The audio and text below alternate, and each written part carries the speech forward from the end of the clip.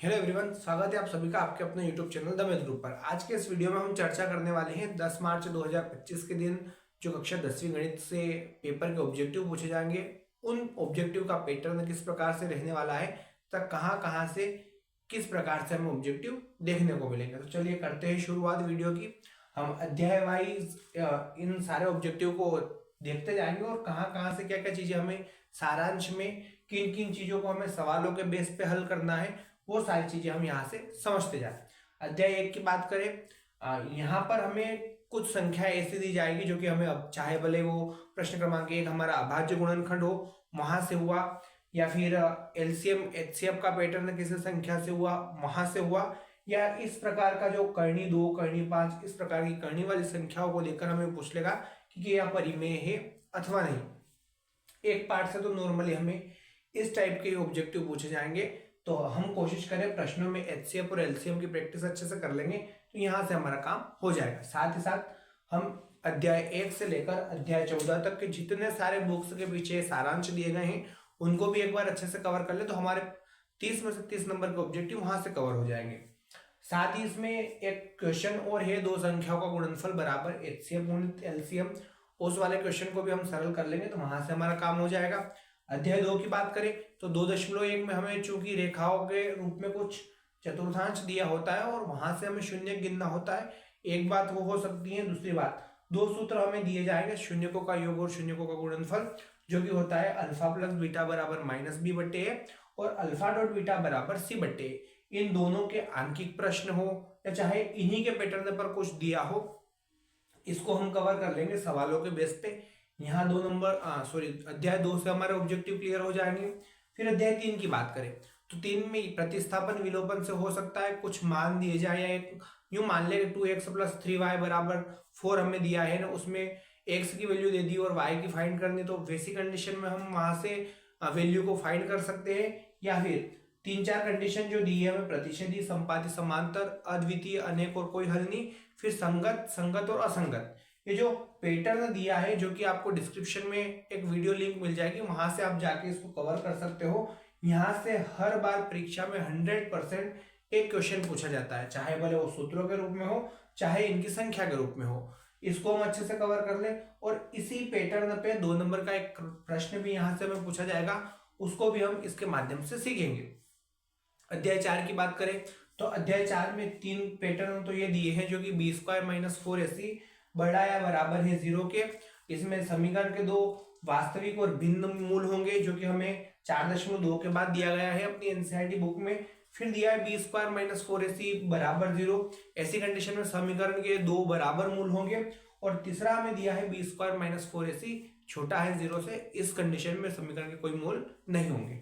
इन तीनों को अच्छे से सीख ले। इसी के साथ एक द्विघाती सूत्र जो कि होता है -b + -b² - 4ac बट्टे 2a, और एक श्रीधराचार्य ने सूत्र प्रतिपादित किया द्विघाती सूत्र, उसको हम अच्छे से एक इसी के बाद हमें देखने को मिल जाएगा, उस पैटर्न को कवर कर ले। इसके बाद यहां से अगर और कुछ सीखने की आवश्यकता है हमें, तो वो हमें 4.2 के गुणनखंड विधि से मूल ज्ञात करने की हो सकता है कि इन सारी चीजों में, या अध्याय 1 से लेकर अध्याय 14 तक जितनी सारी कंडीशन है उन सारी कंडीशंस में हमें कुछ कुछ ऑब्जेक्टिव जो है वो सवाल के पैटर्न पे, या जैसे हम वहां से यहां तक शुरू हो रहे हैं तो लगभग लगभग ऐसा हो सकता है कि हमें आधे से ज्यादा ऑब्जेक्टिव तो हल करने के आधार पर ही दिए जाए। तो हम कोशिश ये करें कि अध्याय 1 से लेकर अध्याय 14 तक जितनी सारी कंडीशन हमें दी गई है हम सवालों को अच्छे से हल करेंगे तो डेफिनेटली हमारे 30 में से 30 यहाँ पर कवर हो जाएंगे।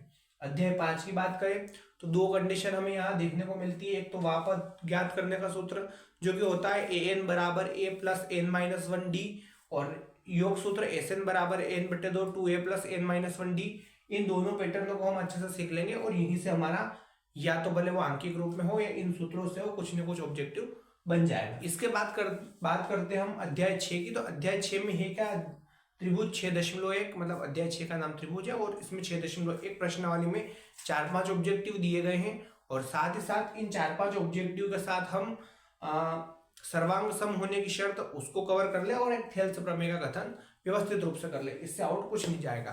अध्याय 7 की बात करें तो अध्याय 7 में सारांश में समग्र रूप से वर्णन दिया है, चाहे भले वो दूरी सूत्र हो, विभाजन सूत्र हो, मध्य बिंदु के या केंद्र के निर्देशांक हो, इस प्रकार से जो जो भी पैटर्न दिया हो, और साथ ही मूल बिंदु से दूरी, सारे 4 से 5 सूत्र वहां लिखे। अगर हम सारांश को कवर कर लेते हैं तो उस सूत्र के बेस पर आंकिक रूप से या उसी सूत्र में से कुछ ना कुछ हमें देखने को मिल जाएगा। रही बात 8 पार्ट की, तो 8 पार्ट में 3 नंबर के ऑब्जेक्टिव आएंगे। तो यहाँ से हमने पिछले वीडियो में चर्चा की थी, जिसमें एक ही तरीके से हमने 50-60 सूत्र बनाना सीखे थे। अगर आप वो वीडियो नहीं देखे हो तो आपको डिस्क्रिप्शन में उसकी भी लिंक मिल जाएगी, आप वहां जाकर उसको बड़ी ही आसानी से सीख सकते हैं। यहाँ से हमें 2 भाग या 2 काम करने हैं, एक हमें 8.1 के सूत्र कंप्लीट करने हैं और एक 8.2 की टेबल। अध्याय 9 की बात करें तो 9 में ज्यादा कुछ नहीं होगा, एक कोण वाले जितने सारे क्वेश्चन हैं या तो उस पैटर्न पे हमें देखने को मिल जाएगा। दूसरी बात सारांश, और तीसरी बात एक ये जो खास चलता है एनसीईआरटी का कि हो सकता है हमें किसी त्रिभुज की बराबर माप दे दी, जैसे यूं बोल दिया कि किसी मीनार की ऊंचाई 45 सेंटीमीटर है या 45 मीटर है और उसकी छाया भी उतनी ही है, तो उसके बीच बनने वाला कोण, यानी जब बराबर छाया और बराबर ऊंचाई दी जाए वैसी कंडीशन में हमेशा 45 डिग्री का कोण बनता है, जो कि बार बार पूछा जाता है। इसको विशेष रूप से हम कवर करें। अध्याय 10 की बात करें तो 10 में केवल और केवल व्रत मतलब 10.1 को अगर हम अच्छे से कवर करते हैं तो वहां हो जाएगा काम। और उसके बाद जस्ट इसके अगले वीडियो में हम व्रत को व्यवस्थित रूप से कवर करेंगे, उसमें हम सीख लेंगे। अध्याय 11, इसमें 4-5 सूत्र, जैसे एक त्रिज्यखंड का क्षेत्रफल थीटा 360 पाई आर स्क्वायर, चाप की लंबाई थीटा 360 2 पाई आर, और उसी के साथ लघु वृत्तखंड, दीर्घ वृत्तखंड और वृत्तखंड, ऐसे करके 3 सूत्र। और हमें ये सारी चीजें एक साथ हाईलाइट हो रखी होगी एनसीईआरटी बुक में, वहां अपन जाके व्यवस्थित रूप से इस टॉपिक को कवर करें, वहां से हो जाएगा काम। फिर अध्याय 12 की बात करें तो इसमें बेलन, अर्धगोला, शंकु, ये 3 कंडीशन लगभग हर एक सवाल यानी 12.1 और 12.2 में चलेगी। हमें यहाँ से पढ़ना भी इतना ही है, चाहे भले इनके वक्र पृष्ठ का मान हो, इनके संपूर्ण पृष्ठ का मान हो या फिर इनके आयतन का मान हो, मतलब वो जितने सारे इनके सूत्र है वक्र पृष्ठ, आयतन और संपूर्ण पृष्ठ के, इनको अच्छे से कवर करें, जो कि ये हमारे सवालों में भी काम आएंगे, साथ के साथ हमारे ऑब्जेक्टिव में भी काम आएंगे। अध्याय 13 की बात करें तो अध्याय 13 में 3 काम तो हमें करना ही है, माध्य, बहुलक और माध्यक, ये तीनों किस प्रकार से किस सूत्र से निकालते हैं उसको कवर करना है। दूसरी बात इसमें एक ये कॉमन चलता है 3 माध्यक बराबर बहुलक प्लस 2 माध्य, इसको हम एक बार एनसीईआरटी बुक में चेक कर ले, हो सकता है आगे पीछे हो गया हो लिखाने में, वैसी कंडीशन में इसको हम चेक करेंगे। और साथ में 2-3 चीजें और एनसीईआरटी की कॉमन चलती हैं जो कि बोर्ड में लगभग भर के पूछी जाती है, कि जैसे 10 और 20 इस प्रकार से हमें संख्या दे दी और इसमें पूछ लिया ऊपरी सीमा कौन और निचली सीमा कौन, तो हम बोलेंगे आगे वाली हमारी ऊपरी सीमा होगी और पीछे वाली हमारी निचली सीमा होगी। बहुत सारी बार वर्ग चिन्ह पूछा जाता है, यानी इन दोनों को जोड़कर 2 का भाग देना, तो हम बोल सकते हैं इनके बीच वाली संख्या यानी 15।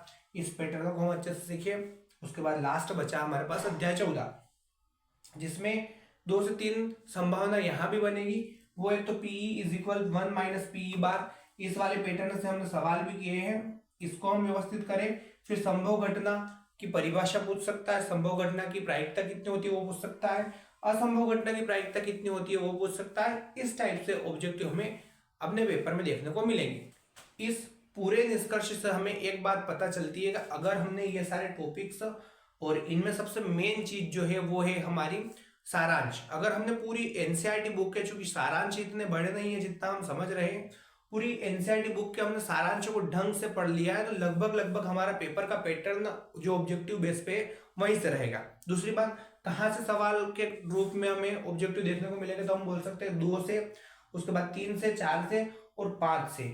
उसके बाद कहाँ से मिलेंगे, तो हम बोल सकते हैं कि हो सकता है कि 11 से, और एक आधा चैप्टर और कोई हो उसमें से हमें हल करने को मिल जाएगा। बाकी तो लगभग सारांश और जितनी सारी चीजें ये बता रखी है, इनको अगर हम कवर कर लेते हैं तो हमारे 30 में से 30 नंबर के ऑब्जेक्टिव अच्छे से कवर हो सकते हैं।